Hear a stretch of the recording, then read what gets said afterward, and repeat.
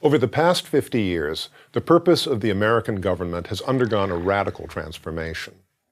So much so that even Franklin Roosevelt wouldn't recognize it, let alone Abraham Lincoln or Thomas Jefferson. Once admired for the minor role it played in citizens' lives, the American government, both federal and state, has become within living memory a vast entitlements machine, whose primary function is to dispense benefits. Indeed, federal and state governments now devote more attention and resources to the public transfer of money, goods, and services to individual citizens than to anything else. By 2010, entitlement payments accounted for about 2/3 of all federal spending, with all other responsibilities of the federal government, in other words, all the things government should do, making up barely 1/3. According to the Bureau of Economic Analysis, in 1960, U.S. government transfers to individuals totaled about $24 billion in current dollars. By 2010, that total was almost 100 times larger, or $2.2 trillion. After adjusting for inflation and population growth, that was still an increase of 727%. What does all this mean? And what is the consequence? From the founding of our nation until quite recently, Americans were regarded, both at home and abroad, as exceptional in a number of ways.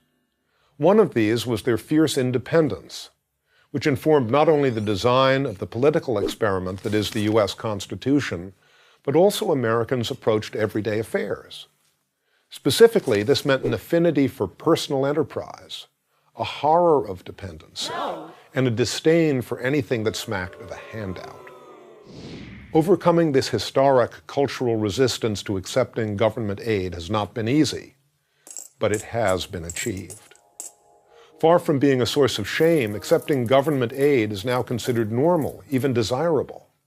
From cradle to grave, a treasure chest of government-supplied benefits is there for the taking for every American citizen. And exercising one's legal rights to these many gifts is now part of the American way of life. In addition to this transformation of fundamental American values, as citizens vote to reward themselves ever more lavishly from government coffers, the obvious question arises: who is going to pay for it? That's a question politicians always seem to prefer to put off till next year. Most probably, the burden will fall on the young. They have decades of tax paying ahead of them. But having been raised increasingly on the taker mentality and accustomed increasingly to accepting government benefits, it's not clear that the young understand the future they face as the cost of these promises far exceed the nation's provision to pay for them.